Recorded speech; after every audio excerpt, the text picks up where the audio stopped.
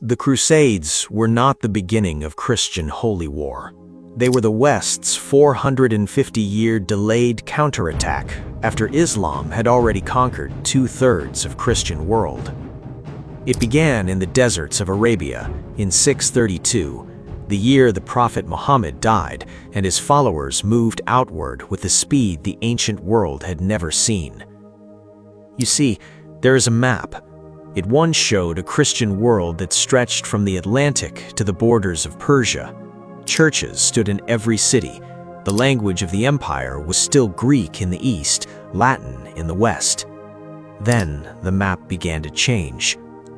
In November of 1095 at Clermont in France, Pope Urban II looked out over thousands of Western knights and made a call that would echo through centuries. He was answering a cry of help from a dying East. But why then? Why, after almost 450 years of silence, did the Christian West finally rise? To understand that single moment of decision, we must go back.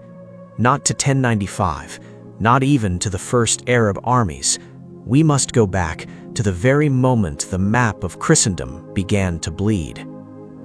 I used to think the Crusades were the story of Christian aggression. They were the story of what 450 years of retreat does to a civilization that has finally run out of room to retreat. This is that story. This is the weight that made the Crusades inevitable. There are very few channels telling these stories this way. Subscribe or don't, but you won't find this again by accident. This is the story of the Crusade Wars in its bones.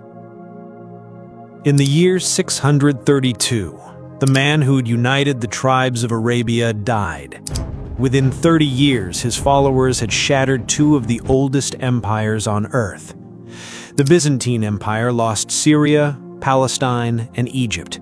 Jerusalem itself fell in 638. The Church of the Holy Sepulchre, built over the tomb of Christ, passed into new hands. To the east, the entire Persian Empire collapsed. By 661, 2/3 of the Christian world had disappeared from the map. The same force crossed the sea into Europe in 711. The Christian kingdom of Spain fell in less than 7 years. Churches became mosques.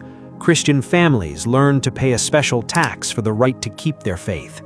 Some fled north, some converted, some stayed and endured in silence.